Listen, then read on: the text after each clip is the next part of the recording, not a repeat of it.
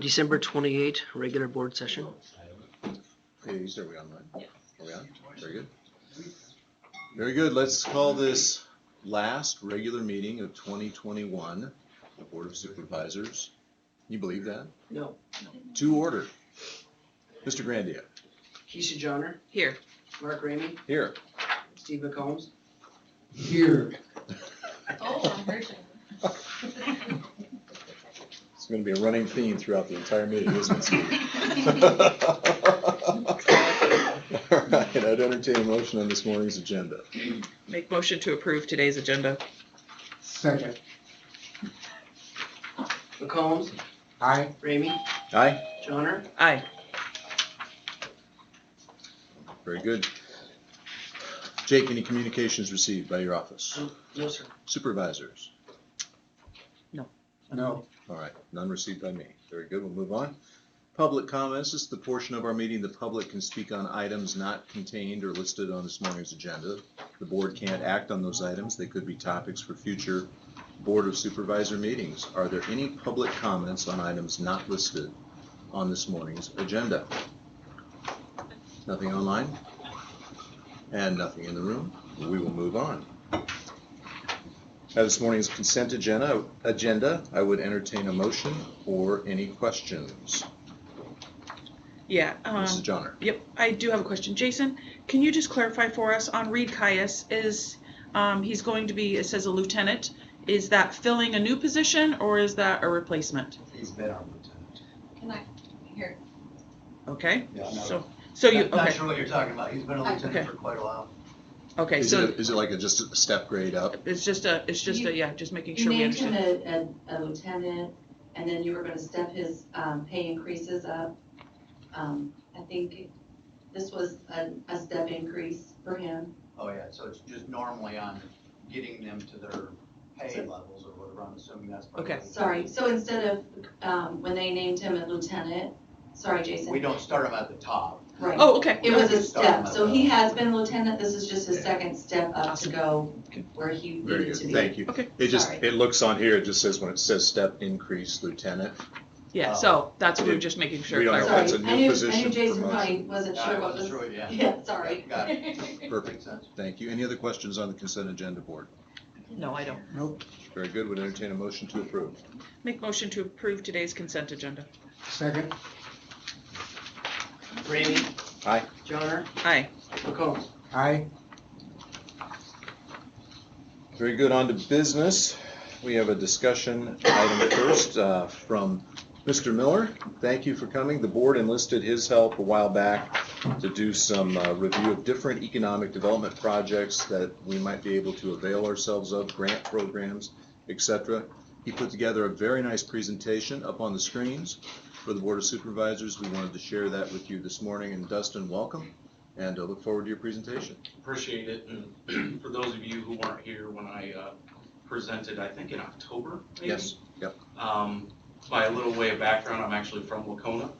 My mom retired from the VA, and my dad worked for the Napa Auto Shop. He turned cranks and engines back by the Napa Auto Shop, and then tore out all of the VA over the past 10 years. So I appreciate this opportunity because this community means a lot to me.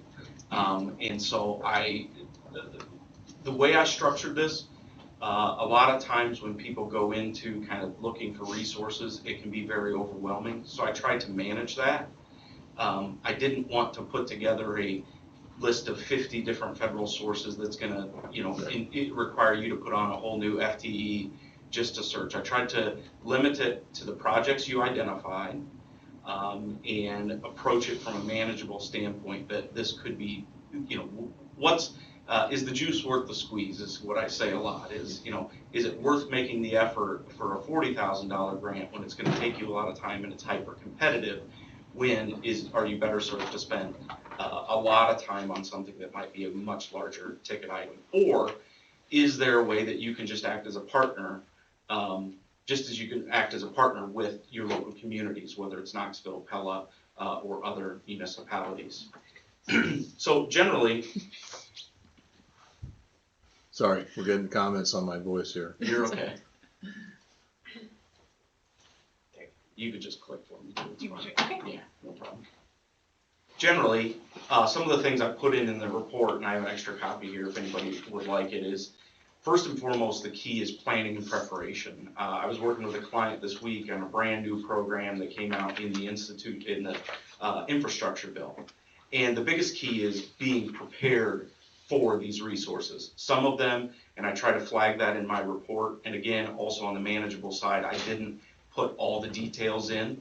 I didn't think you needed a 35-page overview. If you do, let me know. But ultimately, whoever you would task with doing this, I can walk them through, what the individualized program looks like.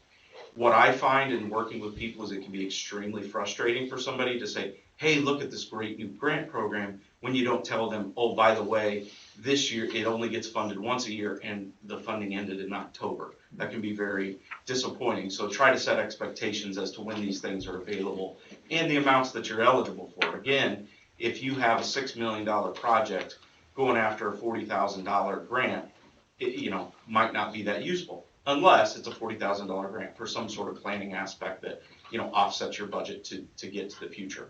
Right. The other thing within this is the coordination between local governments and private entities. I don't want to make any assumptions about the process you've had for these 4 projects, but ultimately that's the biggest key, is ensuring that your partnership is ongoing and open to say, how can we help you? One particular instance of that I'll discuss briefly is, TIF. I put in there just the understanding of it. It would make no sense for the county to TIF something in a city.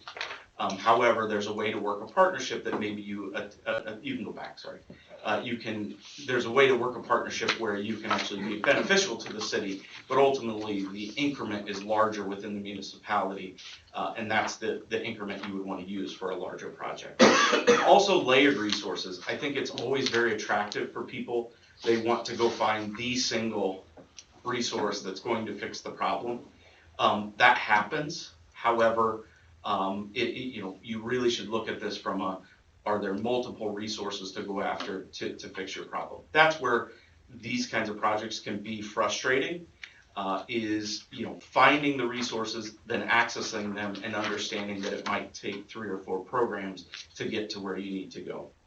And ultimately, creativity for budget flexibility. This is something I stress with a lot of folks, is you might be going after something that offsets another issue within your infrastructure plan long term, and then that frees up money to then achieve something on the other side.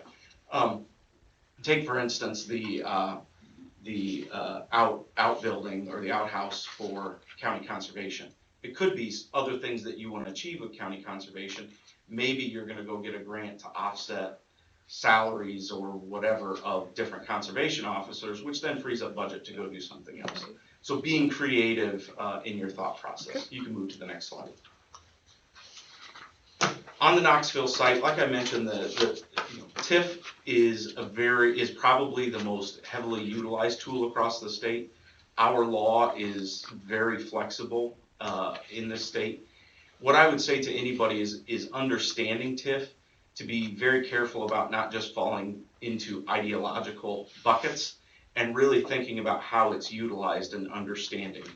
I would say if somebody goes and does a slum and blight and never gives up the increment, yeah, that can be problematic, because you ultimately, after the time period of where you were supposed to grow the economic development project, you're then taking resources away from the schools and others. The idea of TIF is utilizing revenues that you don't currently have, and then taking that increment over a certain amount of time period. Typically, folks that haven't utilized it a lot, there's a lot of different avenues as to how to do this. A lot gets made of a data center in Waukee or Altoona. However, it is an urban renewal law.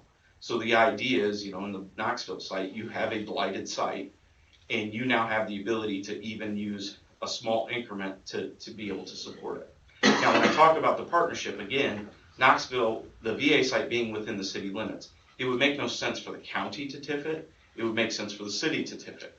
However, if maybe there's some debt service that the city has to enter into for water and sewer or something that puts them in a bind, it could be ultimately that you partner with them and say, hey, we'll cover your bonding fees. hey, we'll cover your legal fees for doing this. There's other ways to be thoughtful in that partnership and utilizing that tool.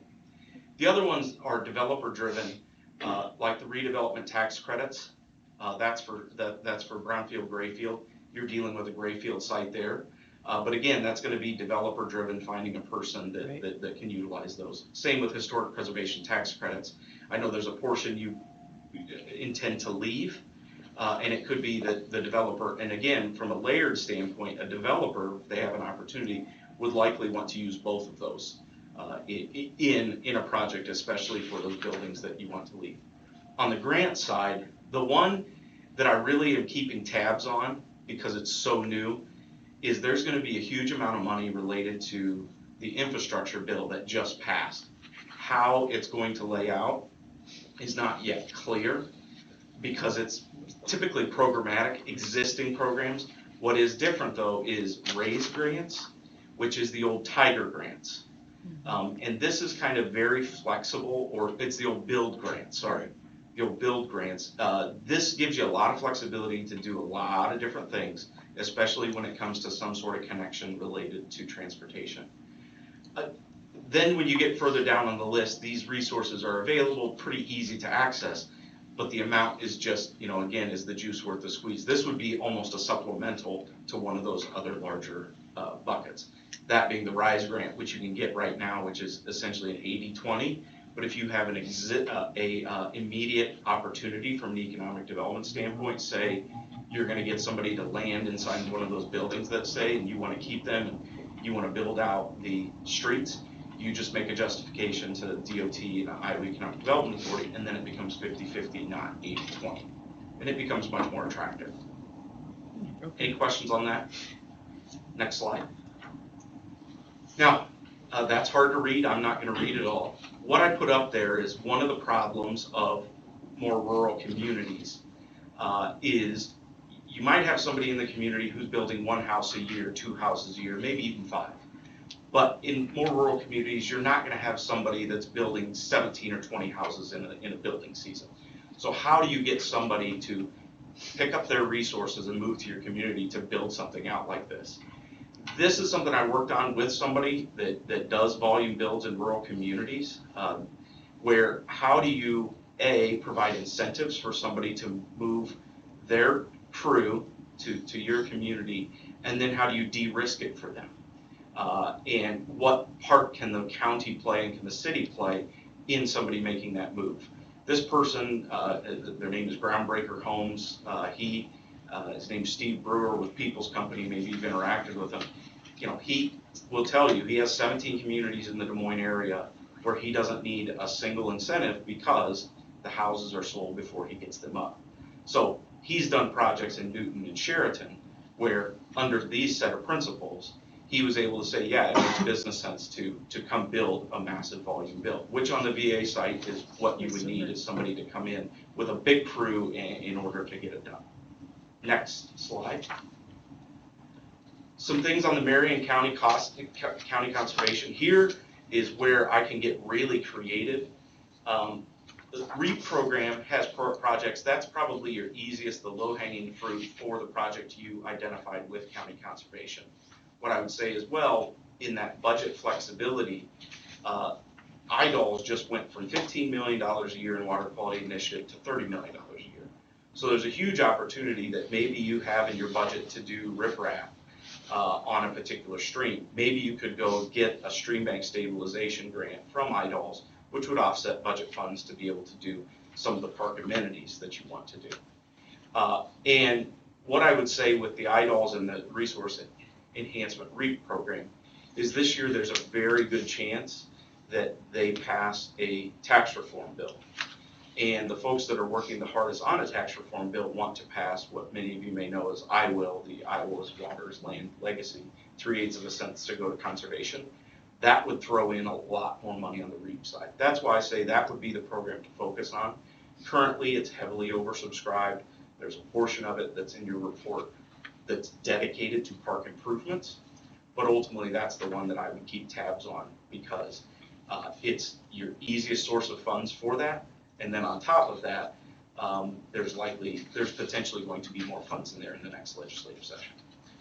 USDA Rural Development Community Facilities Loan and Grant Program, the beauty of having small communities is this program allows you with the smaller the community, the larger the grant portion. There is never a full grant for these. It's always a loan grant combo, but really the determination of what a community facility is extremely broad. So as long as there's public access, this could be utilized as well. Now, here's where the really creative part comes in here. Because the community sits in an area that serves the Des Moines metro area, you have the ability to create your own wetlands and stream banks to then force developers in Des Moines. Essentially, you could go take money from developers in Des Moines or the DOT building projects in Des Moines because you have to build, because they have to buy wetland streams and wetland credits or stream credits. How this works is any environmental damage done by a road, the preference under the Clean Water Act is that they have to go buy credits first. So meaning if you have 300 feet of road that is going to impact 2 acres of wetlands, they have to go buy the credits no matter what they're worth. It's all market based. That's why I say the importance of being in the service territory for Des Moines is important, because this can be all of a sudden become a massive revenue generating aspect. You also have the ability, because the Des Moines River running through your county, to do this. I put Dallas County as an example there. They've done it in a slightly different manner. The way they use their mitigation bank that they own themselves as the county is they offset their development projects. So rather than using it as purely just a revenue stream, they essentially lower their cost of road building. Questions on that? Yeah, I have just some clarity Yeah. questions. So you're saying on the wetlands that, I mean, the builders, they have to buy, I mean, explain that to me again. Yep. So that I make sure that I get it. They have to. I'll give you an example. So a real life example. In Waukee, they're building Apple is going to build, or the Altoona Facebook sites. Those are very large footprint projects, Mhm. right? So then before you do that, under the Clean Water Act, you have to contact the Army Corps of Engineers, and they will come back and say, hey, this project is going to have 19.6 acres of wetland impact, which equates to this amount of wetland credits that you then have to buy. And so it's carbon credits for wetlands. it's not carbon credits. No, it's the parallel is you're mitigating what somebody's doing for building by buying some shoreline. It's mitigation. Yeah. Yeah. That's what carbon credits are. You've got factories that produce coal, chug it into the air, and you go buy credits from some other company to offset your usage. It's the same concept, exchanging dollars for preservation. Here, the reason that it's slightly different is that wetland and streams, when you have that impact, the reason there's a preference on the credits is because what they don't want to do is have you say, well, I'm going to have these impacts, let me go build new habitat, right, for the ducks that I'm going to place. The reason that the importance for the credits is it's temporal, in that if I build the road today and I bought the credit, that environmental impact has already been fixed. Right. That's right. So irregardless of where the site is, they still have to have those credits. correct. I mean, it may not be building any wetland. But, okay. And what I would say is, I wouldn't encourage the county to run their own wetland bank. It costs money and regulatory aspect. However, there are companies out there that will do this as a JV, as a joint venture, where you can receive, a pretty large sum of money while they operate it and keep compliance. I don't know, how would we do that? What the mechanics of that, something like that, Dustin, with so much of our ground being, especially by the lake, all federal? Yep. Or state? Would we do that from, what wetland areas would you access? You create wetlands. So any stream that you identify, so it's not current wetlands that you preserve. You go build wetlands. Like when you go from Pleasantville to Melcher, there's that NRCS CREP wetland. You go build a wetland. That's good. That's a good point. Yeah. Thank Thank you for that clarity. Yeah. Next slide. I have a question from the public here, just with my DNR background. Sorry, we went past the public portion. Sorry. Who gets to decide? I mean, once that's done, I'm sorry. And I can reiterate it once he says it. Sorry, the question is, once it's decided that it's offset and you're going to build something, I mean, is that a guarantee or, I mean, So- it's gonna happen no matter what or not? No, so when you go build these, Mhm. you go get it certified as a wetland bank, and it goes through a public comment period with the Army Corps. The big key here, and this is where a lot of DOTs across the country get in trouble, is once you've built it, there's a certain compliance period. And that's why, again, I wouldn't encourage the county to get into doing their own, because all of a sudden you're gonna have people maintaining a lot of wetlands or stream bank stabilization. But that compliance period is key, because if you don't maintain compliance, you can actually be out of compliance and face civil penalties from the Corps. But once the public comment period is done and you get certified, it's RIBITS is actually what the website is. You can look it up, which is the Regulatory in Lieu Fee Banking something tracking system. Yeah. But it, like Chairman Ramey was asking on that, would that be the county conservation, the state, the county roads? Who ultimately has that say? Whoever puts the money in, do they get that say back? Or does it transfer to somebody else? If they were to do it, does that then go to the state that they didn't decide where the wetland's gonna be? Or No, is that you the go county develop it still your own. decides that? Yeah. Okay. And the way these work too is, part of the frustration that I see with people in doing these, they think, well, geez, we have all these farmers who wouldn't sell. You treat these like infrastructure investment. You have somebody go knock on doors and say, I want to go build a 30-acre wetland on your property. And you essentially buy an option on their land, and maybe they get a piece of it. The way this would work though is, let's say you did it is on your own, and county conservation runs it, which is how Dallas County does theirs. They run it. The way theirs is structured, like I said, is Dallas County is obviously growing pretty rapidly. They use it to offset their costs for their road building. But other municipalities who have done it, they operate it because they know then Hubble, Apple, Facebook, and if you're a Facebook and you're building the next data center, you don't care about what it costs, because you're building a data center that costs $800 million or $1 billion. So if the credit is 150,000 per and you need 20, they don't care. And they cut you a check, so you're getting money from them for the wetland that you built. Very interesting. Yeah. Next, we're here, sorry. The housing project, I put a note in there that obviously it looks like, Pella already has, a developer in mind. So I've tried to draft this in a manner of what would future projects look like? Now, first and foremost, I gave you other examples I mentioned. I'm happy to give you more details of Sheraton and Newton, of other things that they did, from creating a revolving loan fund to giving the land away rather than trying to get the largest amount from it at the front end. Those are things that I would look at, because I think one of the biggest things that are the challenges in rural communities is that volume build side. Is how do you get somebody to build a lot of houses in a season?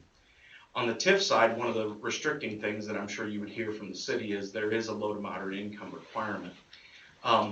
If tax increment finance is something legislatively that's impacted in the coming years, that's one of the things I've said, is getting rid of that actually gives you the ability to build infrastructure up on the rung. But yeah, what you find is it isn't as restrictive as you might think it is, and you would have abilities to do it. But again, if you're doing a TIF deal, it's probably in a city. This is probably something you're supporting. Well, yeah, we're already doing, the LMI requirements, we've already worked through the mechanics of that. Okay. So, Now, one of the harder things about the various different housing programs, over the years, they've been very much homeowner renter driven. That makes it challenging to do volume builds again, because then you have to go, if you're a builder, you have to go find people that will buy the houses that you're building, and you have to become the collector. That idea is starting to shift, but that can be very challenging, whether it's the Iowa Finance Authority or USDA Rural Housing Service. It's all very much homeowner renter driven, so that can create problems in this kind of volume build scenario. So there might be other resources that you have to look at. The developer driven ones seem to have more success. The workforce housing tax credit, that got another bump of $30 million last year, and they've increased the cap year after year. I would actually anticipate another bump in that. So it's a matter of, and maybe you have somebody local or somebody targeted, or maybe it's the person that's already working in Pella, whether it's other communities in the state. You know, certainly there's a preference and there's a set aside for smaller communities. So that's something, if you can find a developer interested, that is very attractive. And again, the lower hanging fruit, or is the juice worth the squeeze? There are grants like Iowa Great Places, you know, for the side businesses, but typically there isn't a lot of great support for a private business going in. However, if it's something you haven't approached, Iowa Economic Development Authority operates the Community Development Block Grant Program. If you haven't accessed that in the past, that can be a priority for folks who haven't utilized it. And there's a lot of different areas to utilize it, including housing. Next slide. Pleasantville, that one was a small enough project that pretty typically would just be something that a local community would use TIF for. I think it was $250,000. Again, for a small community like Pleasantville, maybe the role of the county is saying, hey, we'll cover the attorney's fees, or hey, we'll cover the bonding fees, if that's an impediment to that community. On the grant side, again, you have the RISE, the 80-20 or the 50-50 available at DOT. And then, like I said, I'm going to keep tabs over the next few months for you on what's coming out of the federal government, because I think especially this new RAISE program could have big opportunities, not necessarily for a little project, but maybe potentially you do something from a regional project or a county-wide to access some of those very large funds. Next slide. I gave you this example because it shows you the amount of effort that, it's obviously a very large project, but if you've been down to the water park or to the convention center in the old Port of Dubuque, you know, if you've seen pictures of it, it used to be shipbuilding, railroads, bulk petroleum, cold storage. This was your prototypical brownfield. And you can see, I tried to give you just a rundown of all the programs that they accessed to clean that up since 2002. I didn't have time to ask Dubuque for the number, but I can tell you, like, the sales tax revenue generated, everything else from a long-term perspective has been a massive win for them. However, they had a couple people that were solely dedicated to accessing funds like that. So, you know, it's one thing to identify, say, you know, $1 million federal grant, but then the compliance side is another portion of it. And that's why, you know, again, I don't think it's useful to give somebody 50 or 100 different resources if you're going after a $50,000 federal grant and your project is $6 million. But this is something to keep in mind from a layered standpoint, what it took for them to get this project done. That's what it typically, especially for large scale projects, takes is somebody that has the initiative, that's dedicated to it day in, day out, looking for these resources, accessing them, and then ensuring compliance in the future. Last slide. Questions? Very good. Steve, Keisha, any questions for Dustin? I appreciate that presentation, Dustin. Yeah, I appreciate that too. Dustin, is this something, I mean, when it comes to, we don't have somebody necessarily that just works on, you know, finding all the grants. Is that something that your firm does? Is this, you know, if we need assistance, you know, just trying to better understand. Yeah, and you know, our initial agreement was about the report. I like this community, so I'm not gonna stay within the bounds of that. If there's some of these that off the bat and the infrastructure plan, I'm gonna keep tabs on. But yeah, I mean, it would be nice to have somebody here, especially that on the finance side. But as far as the compliance, I will tell you, whether it's the Iowa League of Cities or some other associations, I've done the compliance side. It's essentially what I typically need in helping somebody manage some of these large grants is somebody on the finance side. I can do all the narrative and the compliance and the management, but it's just somebody making sure that the funds are being utilized the way they were supposed to, and then we write the narrative and keep compliance with it. Okay. But as you know, with any federal program, just keeping tabs of the paperwork is miserable.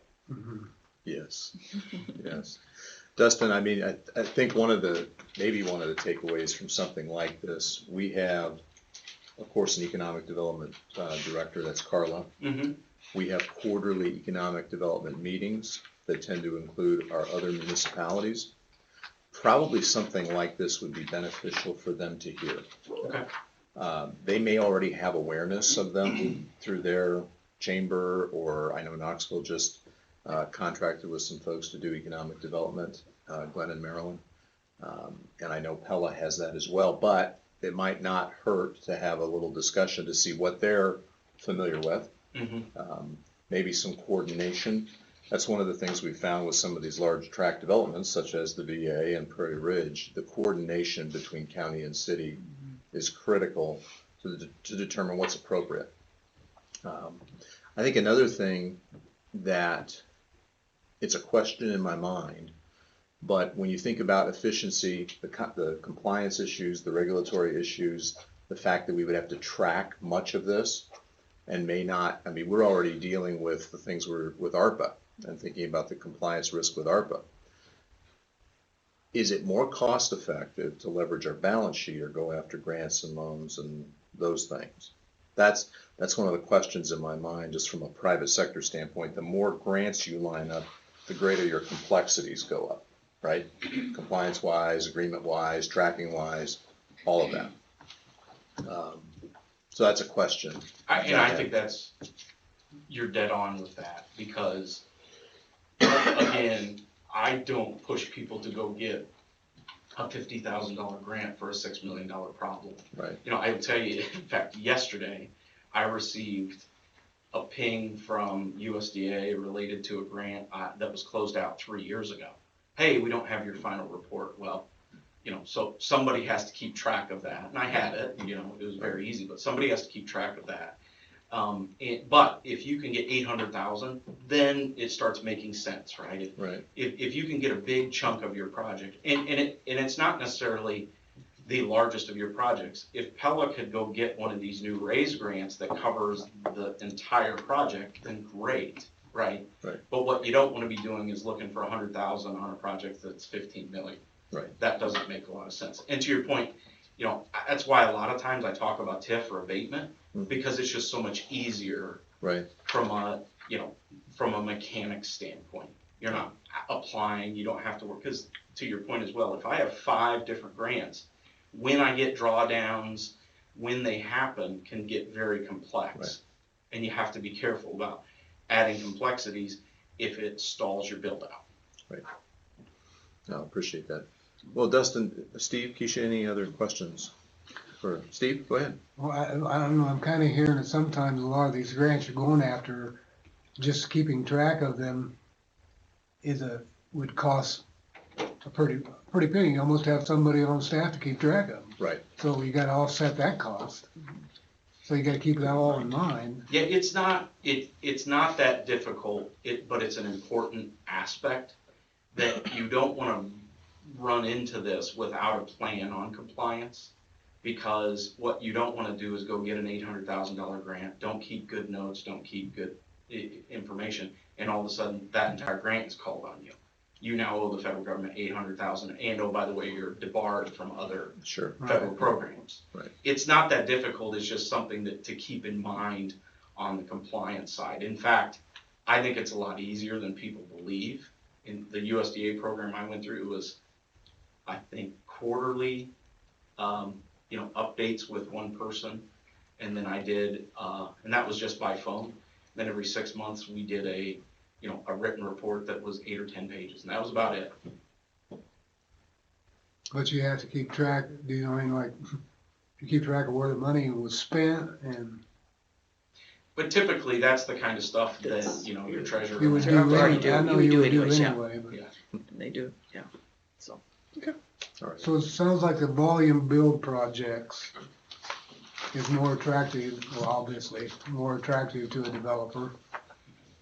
Which some of these grants are based on volume build projects. So volume build, I gave you, I think on the third slide, kind of a list from a developer side perspective, what it would take for them to do a volume build. I would say these new RAISE grants give you the opportunity for a large volume build project. Some of the CDBG, maybe you're utilizing that for the infrastructure of it. But really the issue with volume builds is just economics. That's really what you're fighting, not necessarily resources to go after. You have to positively incentivize the economics for somebody to move out of a more urban area where their margins and their sales are quicker, Right, to why they would do it here. okay. Because I've seen, communities that take a prime piece of land and they say, well, we have to get $1 million for this.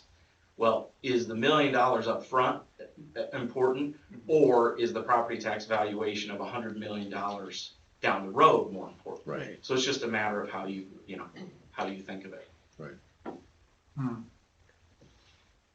Steve? Well, it'd be a no-brainer to me which one was more important.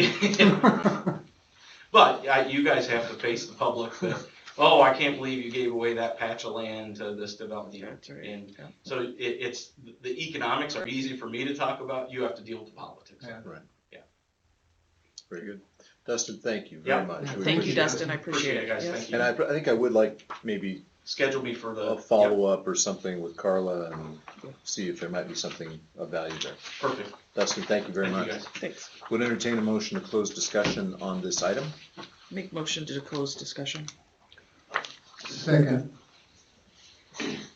Johnner, Aye. Combs, aye. Ramey, Aye.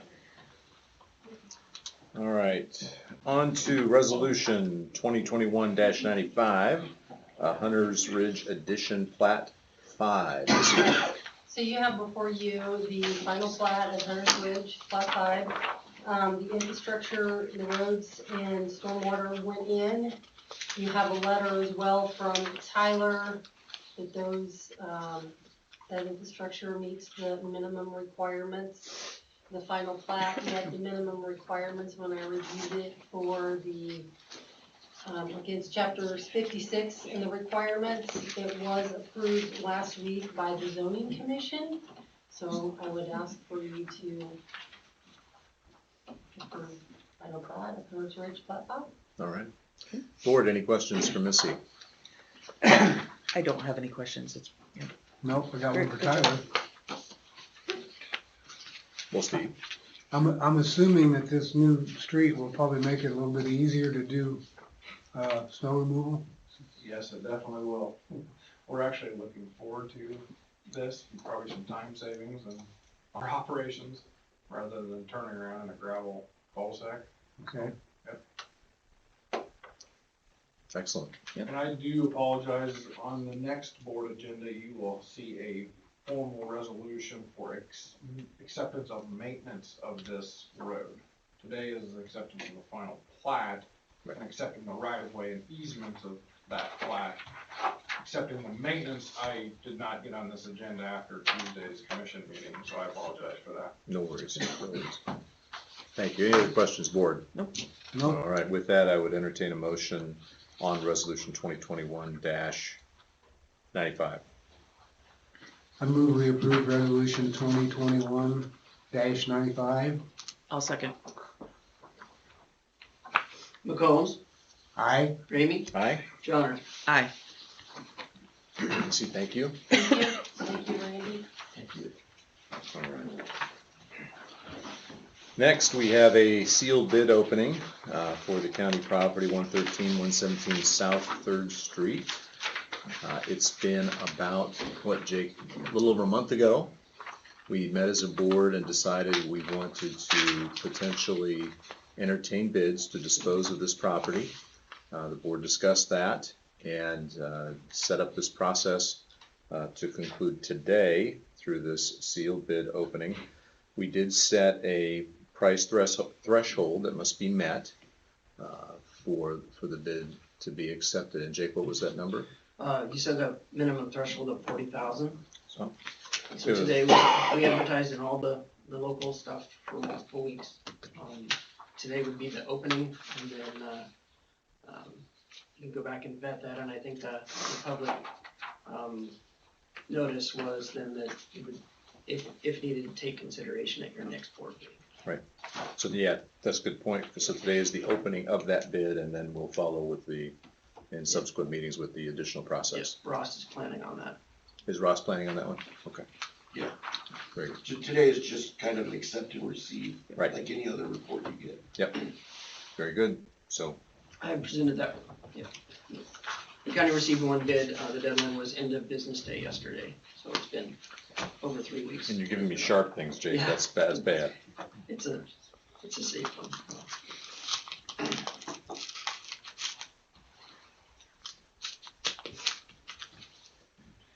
So the board did receive one bid from Timothy Wall.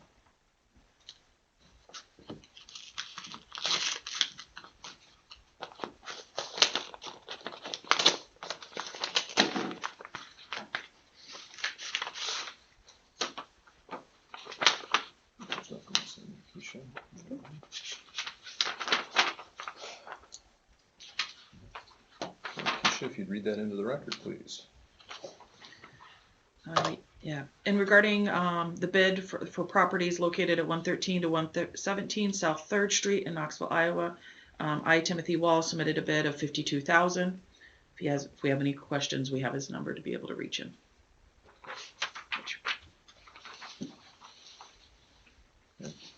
Very good. So with that, I would entertain a motion to receive this bid for consideration at our next Board of Supervisor meeting. Well, it won't be our next, it'll be 2 meetings from now. Yeah, not the organizational meeting, but your first regular session in January. That Yeah. the assumption is at this point that it'll be the second Tuesday, but that is yet to be determined. at Correct. least. Correct. TBD. Right. I'll make the motion to accept and receive. Second,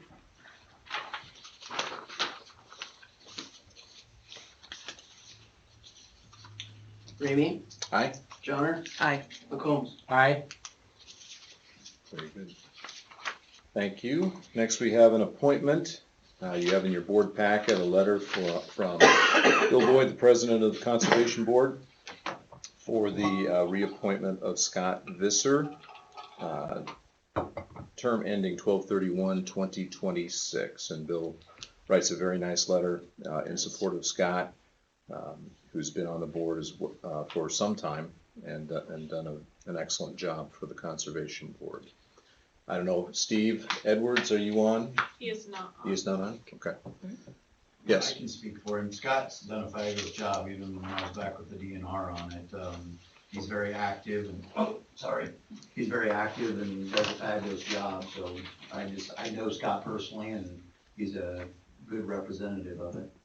Very good. Thank you, Sheriff. Yeah, I think we have an excellent Conservation Board. I just absolutely am thrilled with the work that they do. Steve and his staff as well.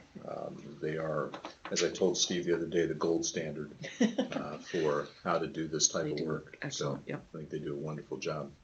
Board, any questions on the appointment? No questions. I know Scott personally too. Excellent character, so I appreciate that. Appreciate his willingness to serve, so, yeah. All right. If there are no additional questions, I will entertain a motion on this appointment. Make motion to approve the appointment of Scott Visser. Second, Johnner, Aye. McCombs, aye. Ramey. Aye. Very good. We'll declare the public hearing now for item number 5 open. Proposed Marion County Ordinance 2021-8. This is an amendment to an existing ordinance for election precincts. So Jake, Correct. take her away. Thank you. All right, so, yeah, the public hearing and then the next items after that are all related to updating our county ordinance regarding precincts for election purposes. This has been a very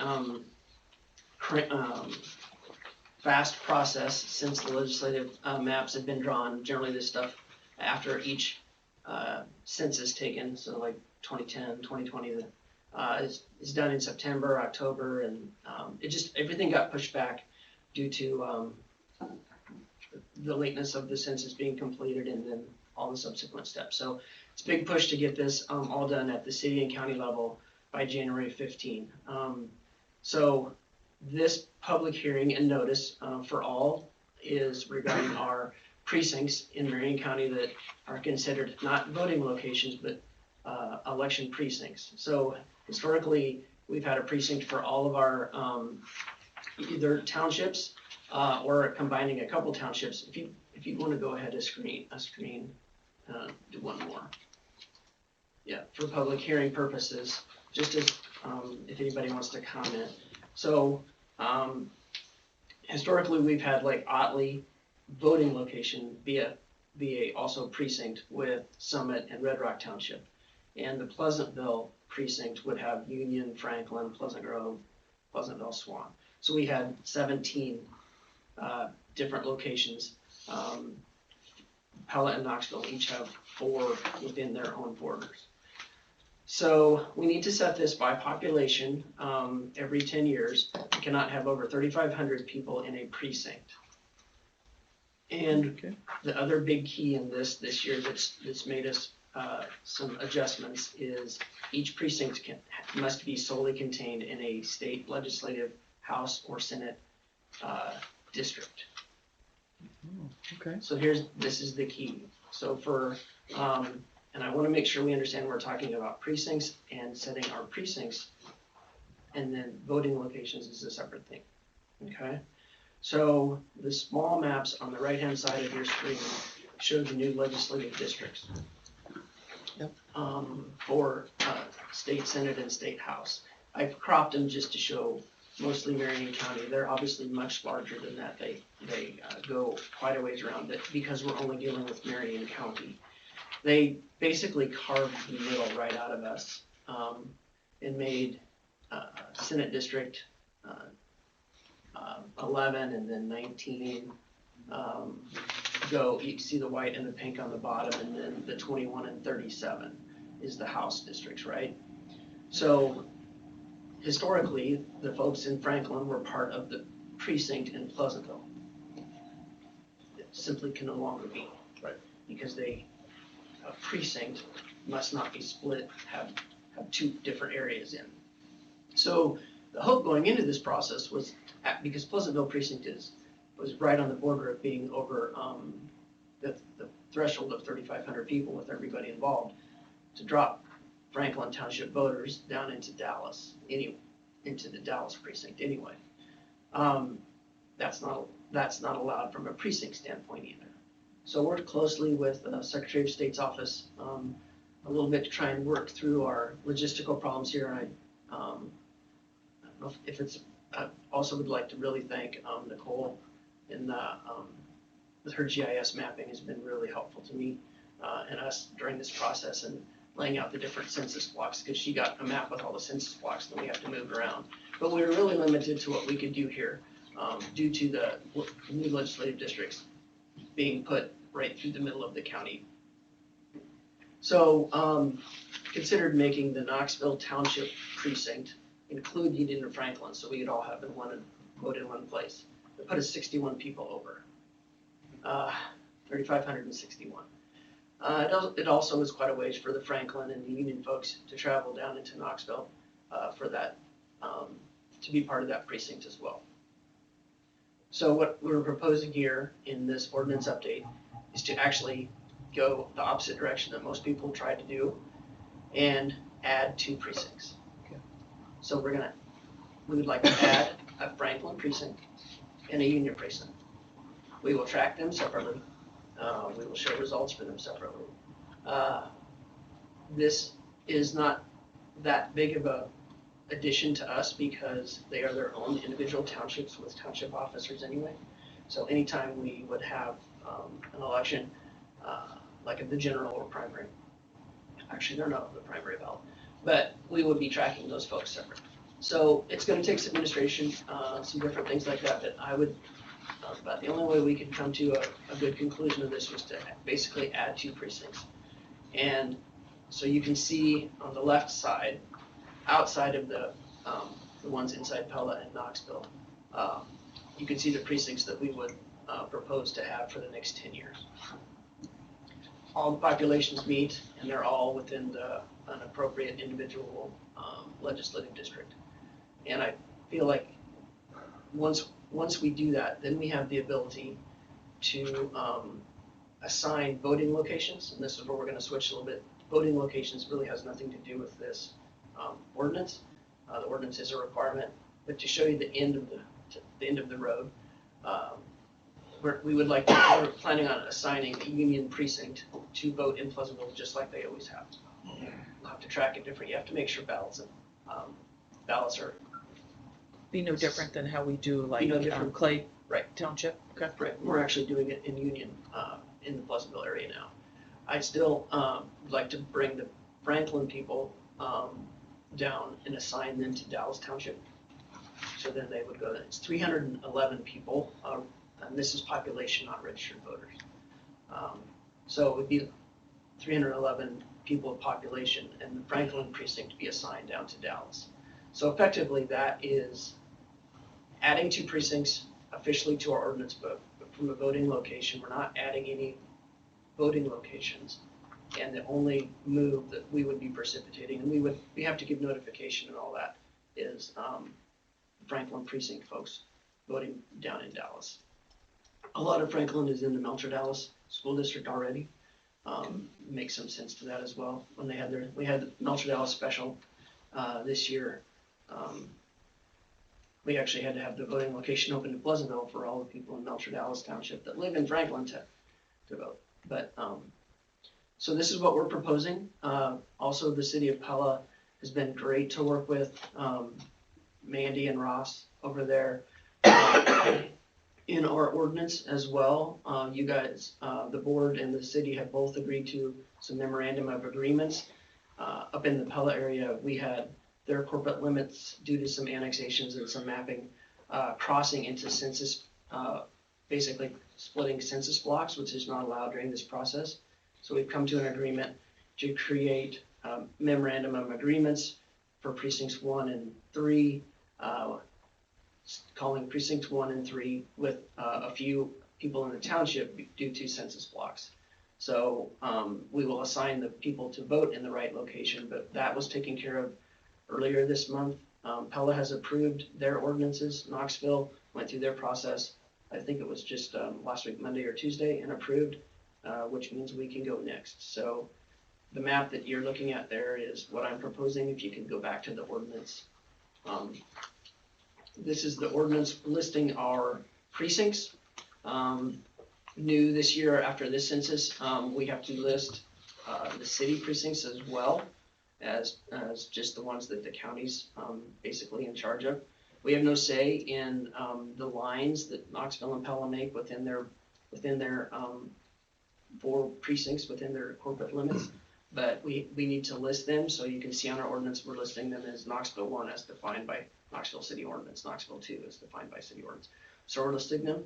Populations do not go on this. This does not have any in our ordinance. We do have a worksheet that we have to submit when we submit this all to the state that has populations back to census. I think if you go back one screen, you can see on the right-hand side.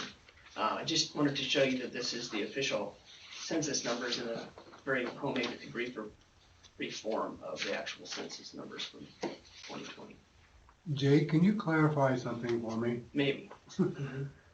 Is the precinct changes based on total population or the population of the voting age, people who are voting age? All right, so precincts don't have anything to do with actual registered voters. It is population. Okay. The only reason we're making changes here is because you can't have precincts, like the people in Franklin Township were part of the Pleasantville precinct. We can't have those split between legislative districts now. So it needed to become its own precinct. How do they come up with that number? What number? Well, Like you the said it 311? can't be bigger than, what, 3,500? It's been that way, it was that way 10 years ago as well. I guess that's determined as some sort of a number that would be too many people. I suppose there's a way to know of 3,500 people, how many might be registered to that and how many can go through a polling site in a day, something like that. It's been 3,500 people Okay. for a long time. It's Oh, I'm not sure why. that number has to mean something, but. It's a number that comes from the state. So let's, do the public hearing portion. This is a of this. public hearing. I was just giving all this as That's a good question, explanation. those are good Sorry. questions, Steve, no, Right. nothing wrong with those questions. Yep. Jake, anything else before we, I just wanted to give that overview of why this is even happening, and we're updating our county ordinance chapter 2 as defined these, so. very good. This is the public hearing portion, are there any comments or questions from the public on what Jake has presented?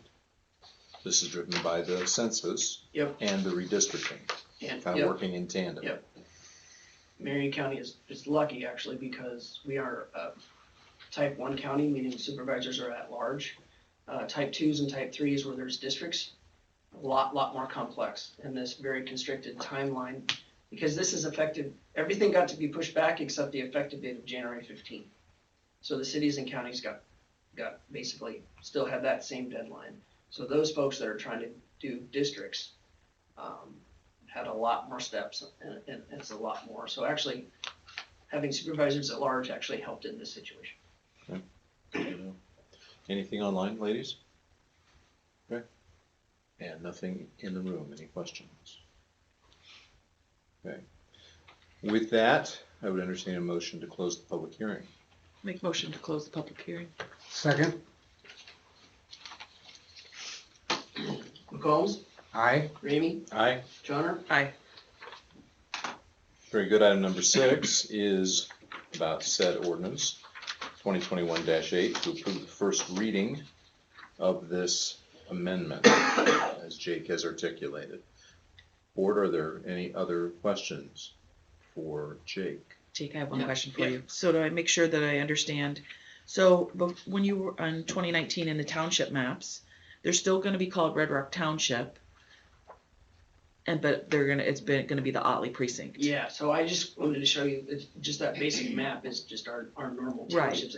And we use townships as our boundaries, you might say. So you can see in that ordinance, it's like the Otley precinct is Red Rock Township, Summit Township.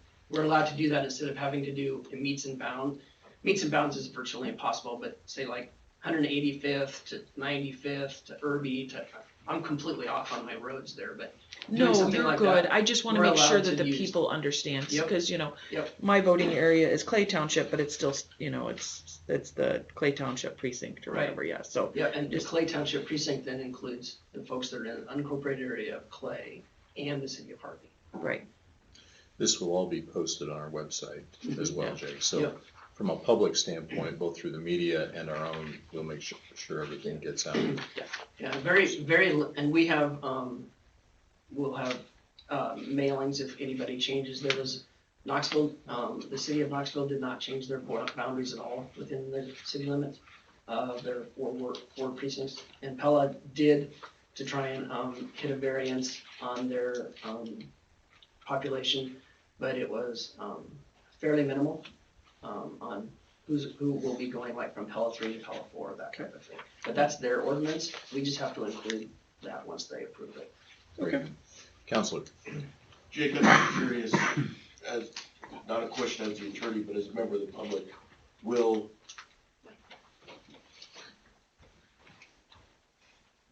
I'm just curious, will the Secretary of State and or your office, I'm not sure who does it, be sending out new voting cards? And will that be done before caucus time when folks are showing up and have to vote in particular new precincts or new areas? Right, so we will send out new voting cards to anybody that has a change in voting location, anything of that nature. We would send out a mailing. So yes, when that will take place is yet to be determined. The Secretary of State is still working on a process if they're gonna help all counties across the entire state, because everyone's doing this, and all the cities. All cities over 10,000 have to go through this process. That's the wrong number. 3,500, I think it is. All cities over 3,500 have to go through this process as well. Then we would inherit. If there's moves within those cities, we'll send them cards. So yes, we'll send notifications to anybody that has a change. I don't know exactly when that will be. Secretary of State is still working on if they're gonna help us with some sort of mass mailings, everybody together through the iVoters program, or we'll do it more in-house, yet to be determined. And information for census, we're being told that these precincts are effective January 15. They're getting, everybody's turning them in now, so I don't know if they'll be all reviewed or not, and there has been discussion about the earliness, or that's probably not a word, how early in the calendar caucuses are compared to all this and working through them. So I believe, my understanding is precincts are official the 15th, but I'm not sure how that works or if they've been approved or not approved for a caucus information. I know that the Secretary of State, they've told us, are working closely with the state parties, because the state parties are pushing to get precinct information for caucuses. This compressed timeline has just been really hard for people. Good question, thank you. Any other questions, board, for Jake on this ordinance? I don't have anything. And my request due to timing, working with the cities and then the timelines, is that we approve the first reading and then do the next step and waive the second and third for final in this meeting. Okay, thank you, Jake. If there are no additional questions from the board, is there a motion to approve the first reading of ordinance 2021-8? I move we approve the first reading of Marion County Ordinance 2021-8. I'll second. Ramey? Johnner? Aye. McCombs? Aye. Item number 7, 2021-8, to waive the second and third reading and have final approval, amending the map and final publication. Is there a motion to approve? Make motion to approve Marion County Ordinance 2021-8, waive the second and third reading, and the final approval of pending ordinance zoning map and authorization of final publication. Second. Johnner? Aye. McCombs? Aye. Ramey? Aye. Thank you very much. Good. Thank you, I Jake, for appreciate that it. presentation. I Thanks. appreciate it. Now we'll submit to state and see if we bring anything back to you or not. Complex issue. I appreciate all the work you guys do on this.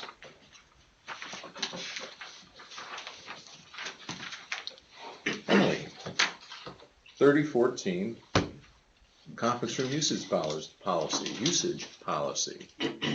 This is a togetherness effort Togetherness between, effort. yes, myself and Renee, with Lisa and Jeff in the background here. So we have done a lot of work with both large and small conference rooms over the last year. And as you notice, every other week in the large conference room, it is set up for board meetings. We have a lot of people that do use both rooms for meetings throughout the county, and we've decided that it might be a good idea to just make a usage policy for both rooms. We have referenced back to Marion County Public Health's conference room request that they have, and we've kind of put together some things that we feel are important for everybody to know when it comes to using these rooms. We use them on a daily basis when it comes to operating an EOC for EMA and 911, when it comes to infomercials, when we do them with the board, when it comes to conservation using them, just small meetings here and there. So you'll see in front of you, we have a conference room policy set up. We will also have a room request that we are working on. It is currently a running document, but I also ask for your permission to have IT remove all employees with editing access and make it a read-only access, minus myself, Renee, Jeff, and Lisa.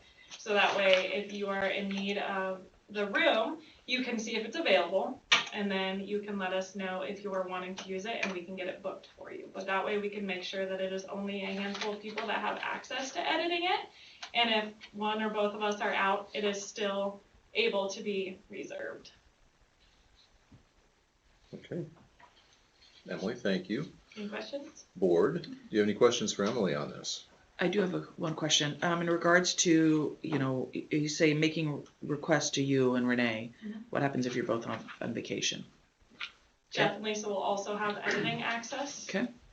So, but do you get what I'm saying? And Yes. an email wise, Yeah. is that email going to send on? Does it need to include all four of you? I mean, I don't know how you're going to manage we that. will make sure that that is set up in the room request, and we'll make sure that, obviously, we check our calendars, but yes, we will have it set up that way. Okay. All right. That shouldn't be an issue. I have a couple of questions. Just from a procedural standpoint, you reference IT director as a position in the second set of bullet points. In the first, you have names listed. And when I create policies, we try to do it by position. So if they are no longer a county employee, the policy doesn't have to be updated or changed. So PIO or HR assistant or however, whatever your titles are, rather than your names. And then the other question I had, we had a meeting here the other day. When you're doing a meeting and conference, the mics are kind of inconvenient. Prior to these mics, we had that phone that would pick up anybody talking in the room. Because I have had multiple meetings in here for a couple projects. I don't know if maybe this question for Andrew, a way to use that phone or some room mics. You see what I'm saying? 'Cause we had When you're people dealing with Zoom, we had though. people on Yeah. Zoom, and we had more people in this room than we had mics for.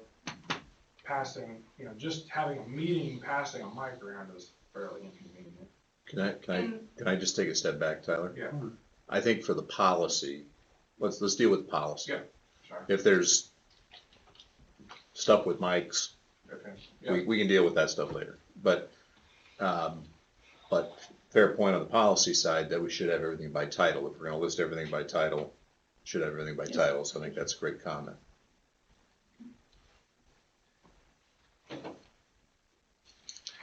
I had one question too. Yeah.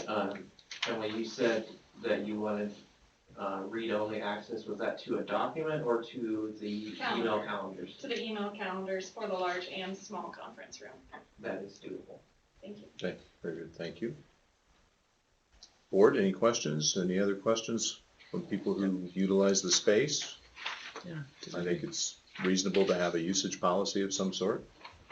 I think it's reasonable, and I also agree with Tyler on changing Show that the to names, positions. As a person who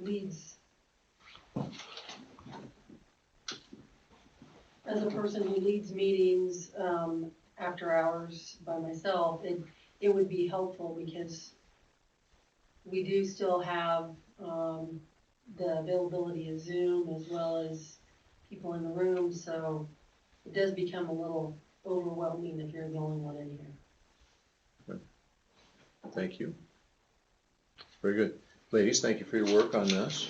As in all policies, we will work the bugs out as we go. I'm sure there will be. And Tyler, to your comment on just our setup, and I think that's another thing we have to kind of work the bugs out as well too. So that different meetings can work in different ways, but we'll deal with that in a separate discussion. So we do have a question. Mental health department does not have county email. Are we able to access that calendar? No. Andrew says that you are not able to access that calendar, but that is something that We can publish, you guys could publish it from time to time, but not live. okay. So we will figure that part out for you. Very good. All right. Well, if there are no other questions, I would entertain a motion on this 3014 conference room policy. Yeah, I'll make motion to approve the policy, amending the position titles and the policy as approval. Second.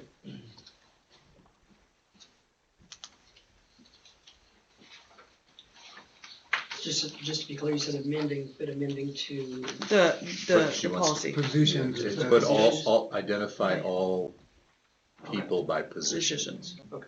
by title. McCombs, Aye. Ramey, Aye? Johnner, Aye. Thank you. Yes, thank you very much, ladies, thank you. Next, discussion on ARPA funds, specifically the premium pay portion of ARPA. We talked about this at various times this fall, before receiving the ARPA money and after. We've already approved some disbursement of funds for some infrastructure projects that Chris has been working on with some different buildings, different departments, but we wanted to also talk about the premium pay portion. Part of what's driving this, just full disclosure, is we've done a significant amount of work on an initial discussion we had on whether we can use ARPA on a bike trail. So I spent a week and a half reading through all the regulations, having some great discussions with Jamie Cashman at ISAC, and finally got an answer to my question specifically on how we could use those funds for that purpose if we wanted to. So we have a legal justification under ARPA for that we would put in some type of resolution format. So it's kind of opened that door or that window possibly to have that discussion again with interested parties, which we will do probably after the turn of the year. And we wanted to, in conjunction with that, talk about the premium pay portion. So with that, board? I know that I brought it up the last session, so I would like to, Lisa and I have worked together, and I would like to ask Lisa if she could come for, she's set up a presentation so that we have talking points. Absolutely.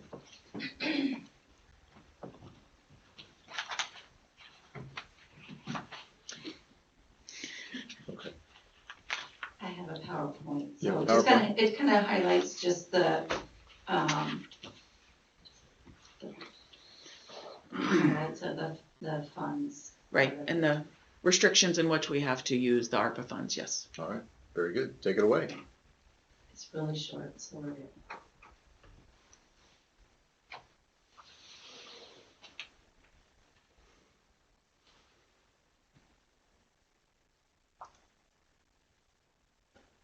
Okay. So, first definition, you'll have to excuse my voice, sorry. Essential workers, specifically says that those in critical infrastructure sectors who regularly perform in-person work, interact with others at work, or physically handle items handled by others. Okay, so that's important to remember. The second part is you can see the critical infrastructure sectors are healthcare, education, and childcare, transportation, sanitation, grocery and food production, public health and safety. Okay, you're not really given a whole lot of guidance other than those terms. Okay. The other point that we need to remember is there is a prioritization for premium pay for lower income workers. So it specifically says that you take the Iowa's average income, which is, we found on Carla's website, $61,691. So this premium pay is targeted for those individuals that would make 150% of that state average or less. Okay? And also for non-elect, you can't be an elected official. Non-elected positions. Yes. Okay, so again, this is the first scenario that I created when Mark asked me to put something together. It just includes public health. If you remember in the very beginning, it was just a starting point of where could we go, what could we do, how much would it cost. These are just numbers that I pulled out of my head just to get us started for talking points and what kind of money are we looking at. Okay, Scenario number 2 includes public health, the sheriff's department. Conservation would exclude the director and would only be for the peace officers, so the park rangers. EMA and maintenance. So that, And maintenance would follow under the sanitation portion right. for those having to deal with, yeah. Right. So that list consisted of 70 employees. Again, I pulled numbers, I was tasked with keeping it around 100,000. Under 100,000, yep, yep, Okay. yep. So again, playing with numbers, that's what I came up with. Okay. And then the last scenario is if we do all full-time employees, I came up with 139. Again, choosing numbers to fit in the parameters, you'll see that up there also.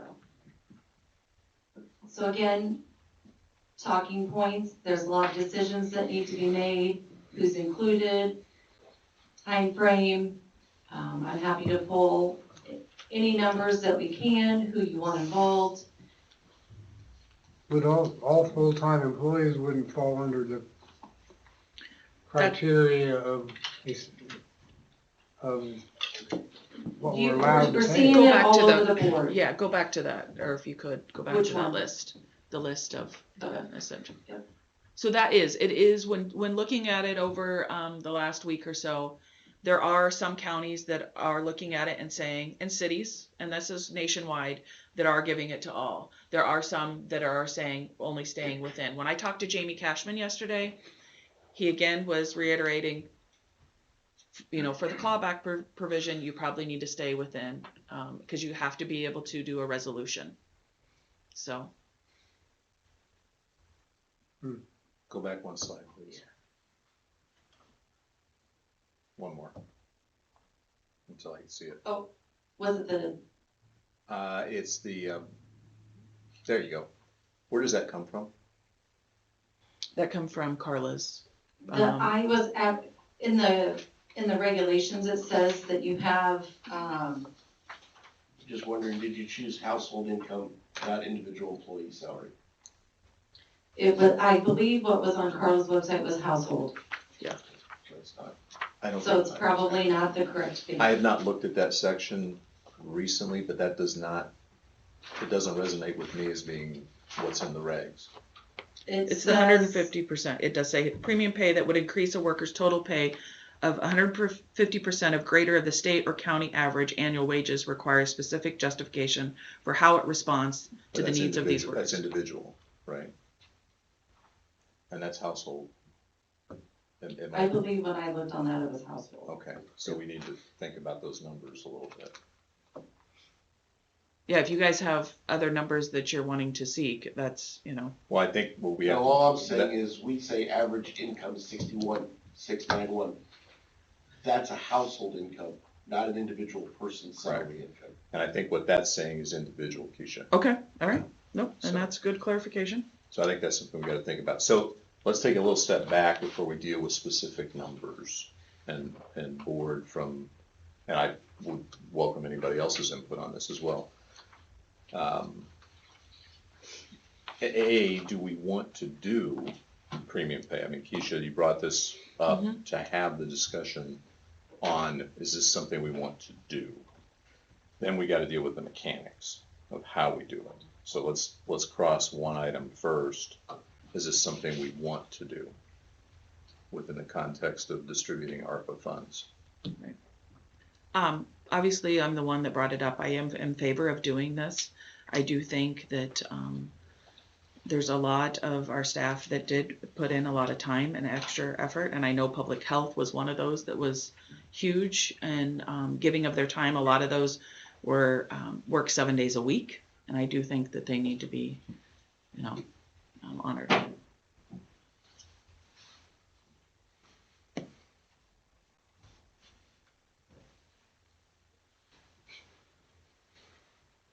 Steve, Well, you're thinking over there, bud. I know. I'm always thinking. I don't disagree with what Keisha is saying. My problem I have with it is identifying It's the mechanics. the mechanics of it. And, you know, we're not out of this mess yet. I mean, you know, we're talking about the money that's been given to us because of the pandemic originally. We're still in the same boat. If you listen to the news, so, you know, they was exposed to these hazards earlier on, but it's a continuous exposure. When do you say, okay, it's part of the job?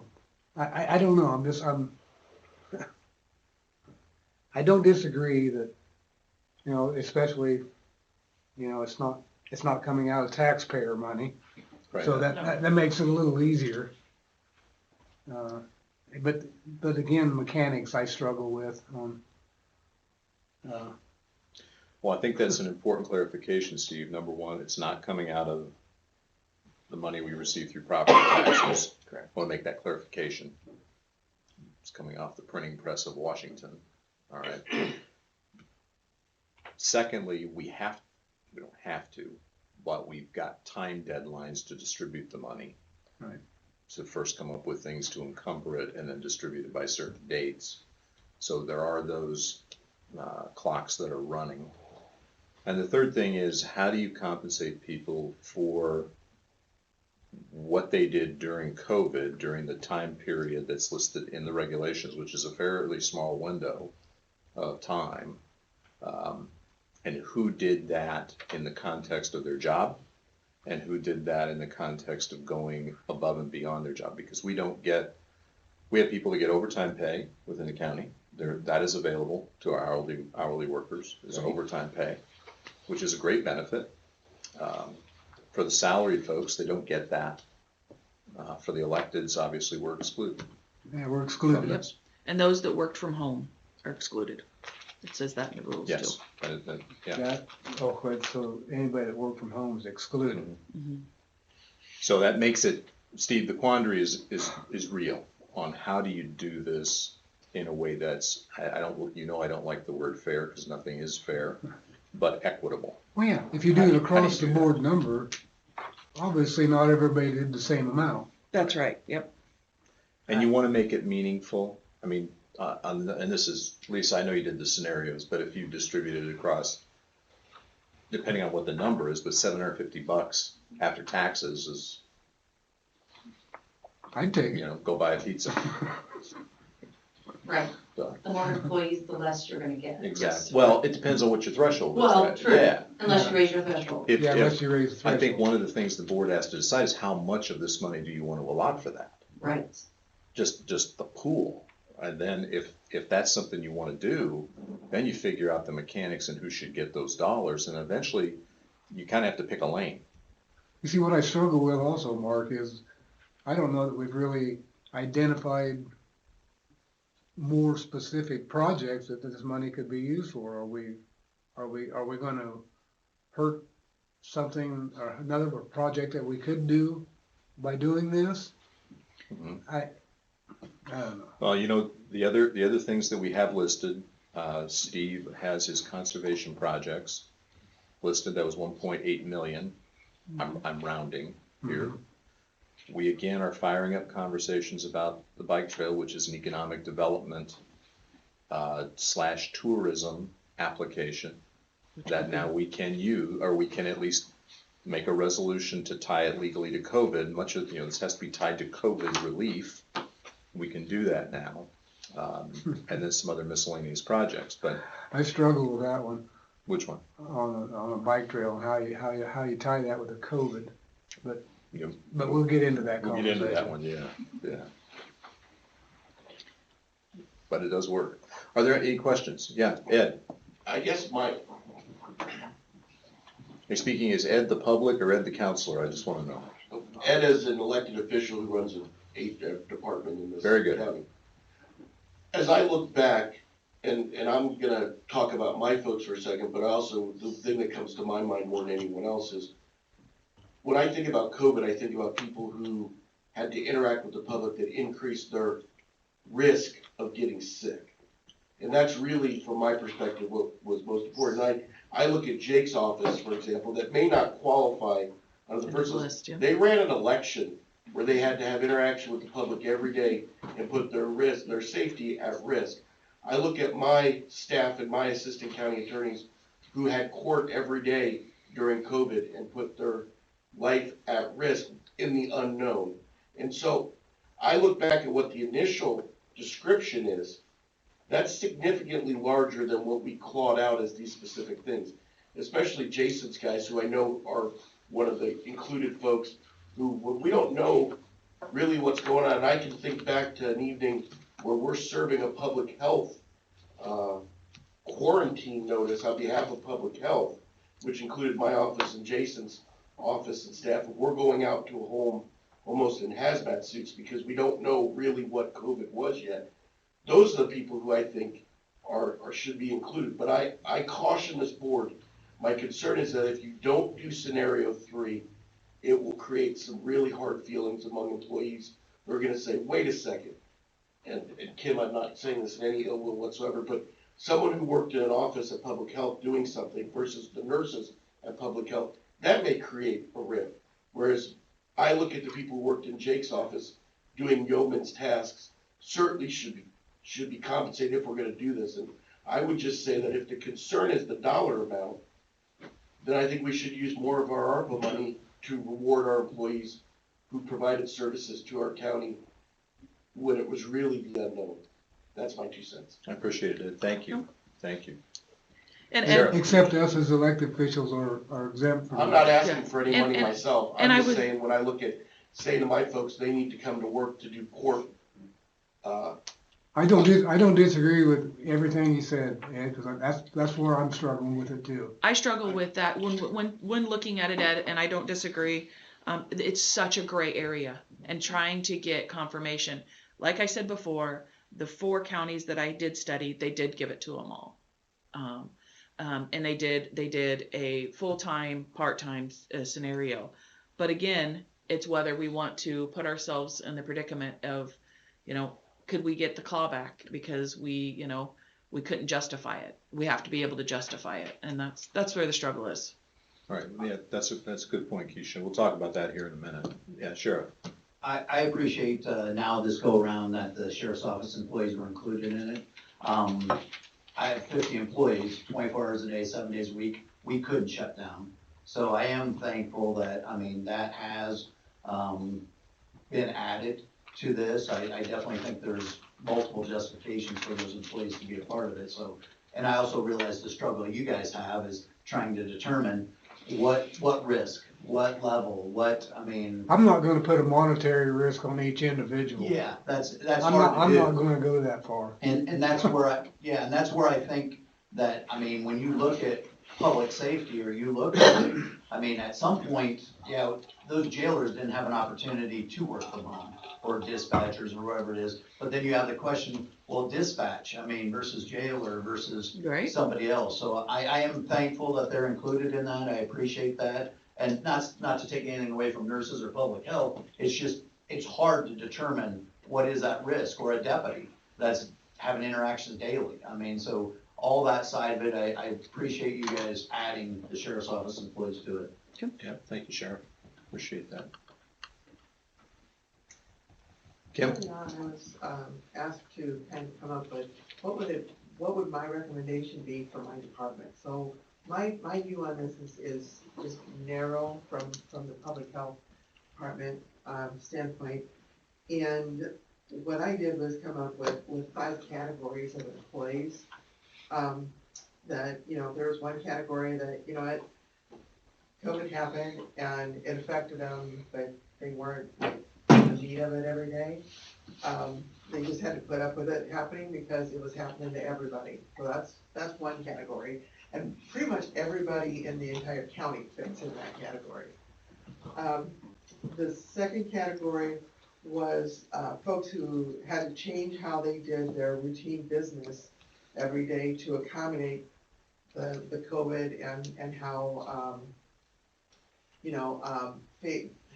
they had to do things differently because they were face to face with people, and sometimes they couldn't be face-to-face with people, sometimes they still had to be face-to-face people. So, so employees kind of fell in that, category. So then the next category I had where public health, employees had to completely set aside their routine work for 3 weeks or longer because things were just so all hands on deck. So we pull, if we have to pull them into response for 3 weeks or longer, that put them in that category. Had another category where full pandemic response and will continue as needed. And we still have people who are responding. And then the last category was the people who were continuously working during response every day and held primary decision-making roles in the response. So I know that seems cumbersome to have 5 categories, but that's kind of what we thought of at that point. Kim, you're on point. But it's more concrete to be able to plug those folks in, at least for me and my department. Let me throw this scenario out. This is what I'm thinking. If I were to get on board with this pay, whatever you want to call it, premium pay. What if we were to set a number, a specific number, whether it's 100,000, whether it's 150,000, whatever it is?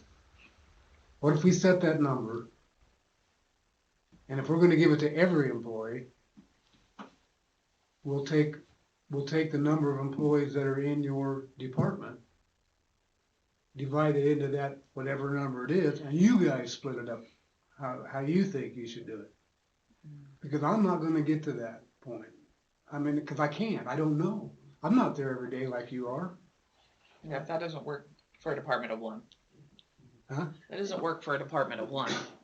Well, the other thing that Sure it should does. probably be considered is there were certain departments that were knee deep in it for 18 months and continuing even still. I mean, public health was knee deep in it, continues to be. It is much better now than what it was, but for 18 months, we had salaried people working 7 days a week, and answering emails at 10:30 and 11 o'clock at night because they didn't have time to do it during the day. And then we, of course, Jeff and EMA, that department, we worked together very closely during that time. IT did yeoman's work during that time for us, and continues to be patient through we need this, oh crap, that changed, and now we need that instead, and we need it 10 minutes ago. So there's all those things that get put in that, which makes it really very, very difficult. And when you open the can of worms of Who's going to we want to do this, everybody was affected in some way, whether it was stopping, they were face to face with, like the sheriff's department were face to face with the public. There's no great way to do it. No, there's not. Lisa, Yes. where does the 139 come from? I pulled that and I can't remember what date I It's pulled not- that from. Because some of those employees, was that just mainly full-time, but some of them, the sheriff's department was included? This know is that. all full-time employees as a certain date, and I wanna say the first date I pulled was March of 2021. And we're so- restricted to that date, aren't we? And that they'll, Yeah. because, we have had people that have left, so it's all full-time employees that were employed on a certain date that are still employed. Right, and I think you still have to be employed to get it, so Right, I got so- no problem with that. And that's a, So let me throw this out. Let me Sure, throw this please. out, because I'm listening to everybody and we've been talking about this in a few meetings. And the intent of the ARPA money, we can argue its sources and all those things. During COVID, we had PPP, extended unemployment benefits. We had individual payments go out because our government, and we had to respond to that, but our state and federal authorities shut down an entire economy. And not only that, we dealt with truly a novel issue. That's why they called it novel coronavirus. We had never, none of us, nobody in this room signed up for this. Amen to that. Where a virus that came from a foreign country was brought to our country. And we can debate that till we're blue in the face, but the facts are the facts. We know where it came from. And everybody, that from a county perspective, I think stepped up to a degree that is very honorable and very meritorious. Risking something you didn't know what, you're risking infection, you're risking potential hospitalization, and you didn't know what it was. For the people that spent their time here with me, 17 hours a day when this first started for 2 weeks, trying to figure out what to do when the communications coming from our higher ups were confusing to say the least. So everybody, we had people doing roles that they'd never done before. I think of Jamie from the recorder's office now, coming out and establishing the PIO position. We'd never done that. And she was incredible, stepping up and working extra hours to handle the influx of information. It was an unusual, extraordinary circumstance for all of us, every person in this county, no question. So I'm going to say it this way. I don't think there's any way we'll arrive at that perfect solution. Not going to happen. So I'm going to propose we do the 100, whatever that number is, Lisa, for the full-time folks who were here during that period. Because I think, I had to be here during that period to get it. I don't think it's afterwards or whatever. I think it's during that period. Let me finish first. Yeah, there's a time frame that was tied to. So I think we have to think through that those mechanics. But of that number, I'm going to propose we put up about 500,000 of this and divide it by that number, because that makes it meaningful. You take that number there, that's a $3,500, almost $3,600 check. Now, you'll take taxes out of that, and that'll be about 1,400 of it. So that means something else ain't gonna get done. What's probably. that? That means something else probably won't get done. Well, it doesn't impact Steve. I just did the math. Doesn't impact Steve's number. We've already allotted Chris's for infrastructure, and we still have another half of it coming. Right. Remember, of all the projects listed, we had 1.1 million unallocated. Well, we had looked at doing some on-site thing here. That's probably out of the picture now, but the maintenance people are still gonna need some type of structure to replace what's gonna be, if we sell the up there on the square, we're still gonna need some kind of storage space out here. I mean, that's not gonna come from ARPA money. I understand that. So that'll be, but we still have another half allotment coming. We've only received half of it so far. I know, but if you're thinking bike trail and everything else, there ain't nothing. Well, that's all discussion though. Yeah, I know. Doesn't mean we're gonna do it. Yeah. But we sure should talk about it, shouldn't we? Sure. Yeah. But of those initial projects, excluding bike trail that we had allocated, of the money, we had 1.1 million that was not allocated. That gives us room to do something. It makes it easier to manage. It doesn't pick, it tries, to Ed's point, I agree with that. It is very hard, yes. It's going to be very difficult to say that what Jake did was less valuable than what Andrew did. And he's an elected official, and he's out of the picture. Yeah, he's out of the picture anyway, but Jake's folks. But that's what bugs me about the whole thing, is those people were exposed just as well as the employees, but yet they can't be included. It's just part of the deal. I know.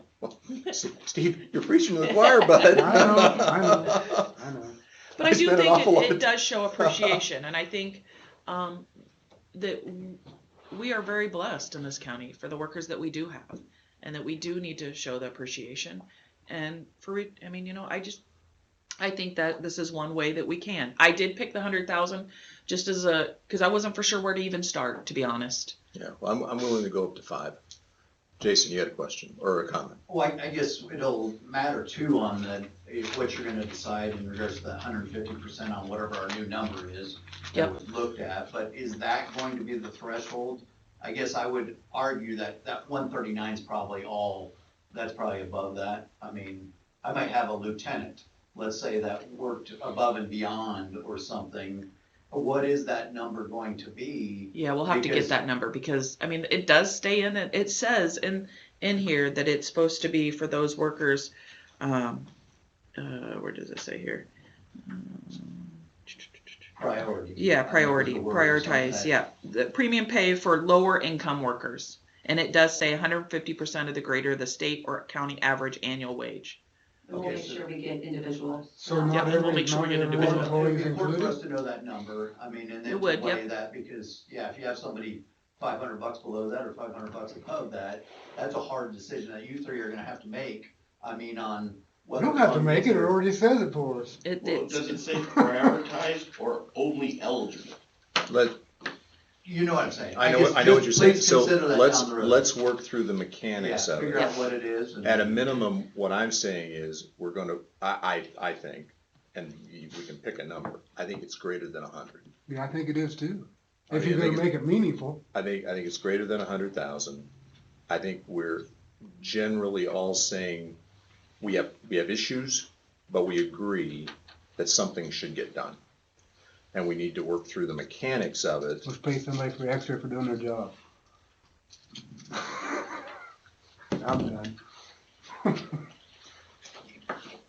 Yeah. Well, We'll I have to mean, get the you just argue that Jake wasn't eligible for. I mean, I know. you I can't take both sides of this. It's No. either people stepped up and did stuff that No, was unusual, or they I'm didn't. not disagreeing. That's all something that we'll take a look at with their annual salaries.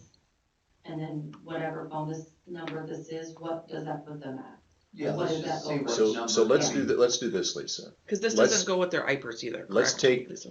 let's make sure we got the right numbers. Correct. Okay, number one. Mhm. Let's make sure we've got the right bumper in terms of how high can we go, what are those salary caps, what's the time frame that you have to be employed to qualify. We've got to go through all that analysis, okay? And then let's come back, probably not first meeting of the year, but the next meeting, and let's finalize a plan. Let's find that kind of weird, though you're not at risk if you're a certain. It's I know, it's the federal government. I know, You're I know. asking me to make sense out of federal I government know, stuff I know, here. I know. Not gonna happen. Okay? So Well, let's see, come my- back and finalize a plan that we can vote on one way or the other. Okay? Can we be, as department heads, be a part of that? Oh, sure. discussion? I think department heads comment. Give me If time we to can get the have a data. meeting- yeah, Give me time to get the data together, Yeah. and then we'll, Have a meeting to talk can about. sit This down should be with different ways. this should be collaborative, Yeah, it should be. and we get to an answer that's appropriate. Let's find somebody Let's that give can me some time to interpret the put those together. rules. Because we'll have to do a resolution Yep. with that, so. that at least gives me more direction, thank you. Okay, very good. Good discuss, Lisa, thank you. Yeah, thank you, Lisa, I Thank you. appreciate it, because, yeah, Thanks for the that wasn't comments easy. and the questions. Is there a motion to close discussion on this item? Yep, make motion to close discussion. And Second. Jake, would you make a note, please? We'll The bring this up second, again. yeah, so it'd be whatever that meeting is, the second board meeting. Ramey, Aye, Johnner, Aye. McCombs. Aye. all right. VA update, Mr. Nesterby. Well, it's still being torn down. That seems to be a common theme. Because, if you've driven by lately, there's not a ton new to talk about, other than the fact that, There's very few structures left on the north side. 102 will be finalized most likely today.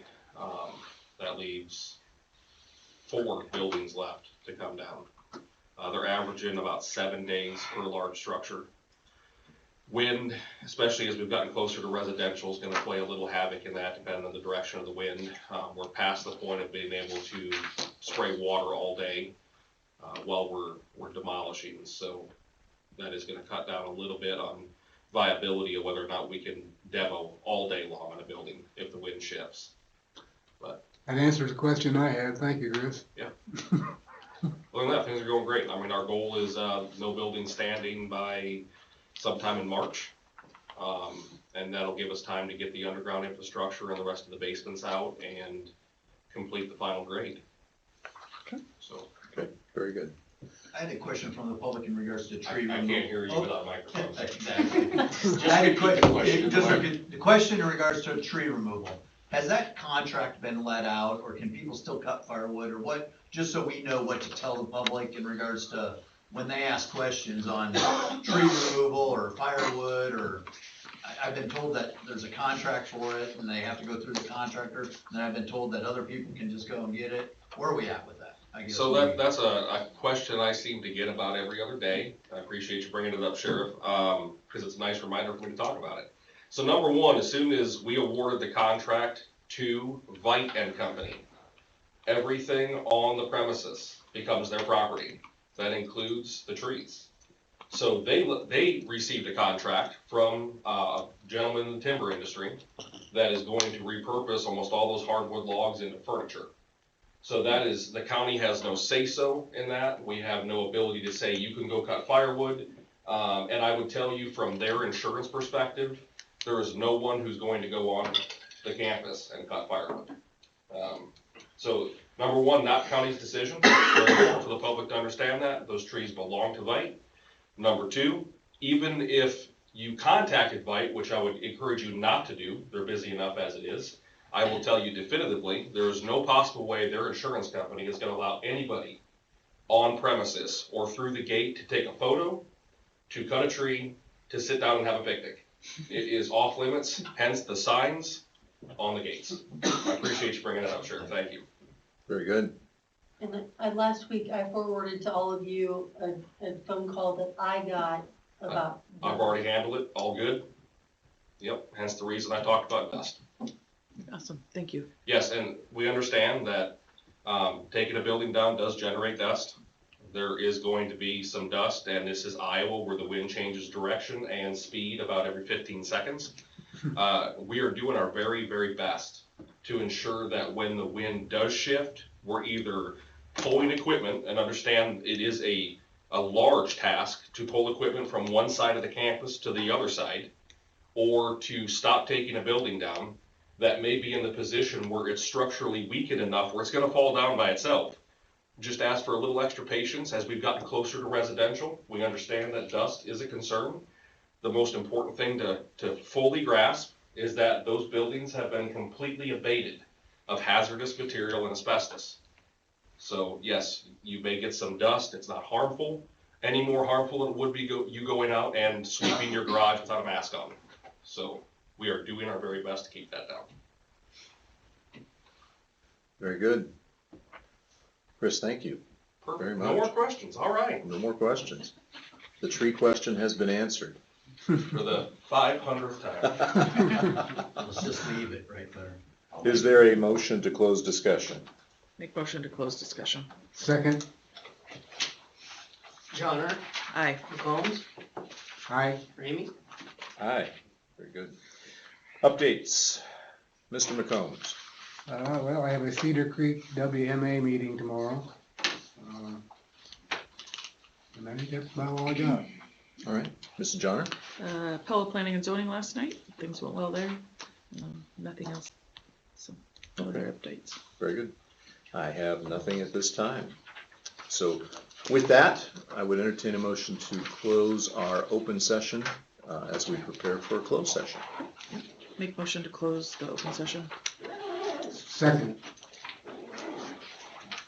See if I can. Ramey, Aye? Johnner, Aye. McCombs. Very good. We'll take a few minutes before we open and close. Yeah, we need to add a button here that shut off.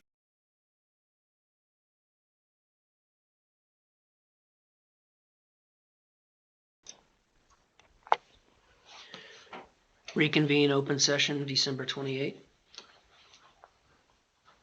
Is there a motion to open session again? Motion, we reconvene into open session. Second.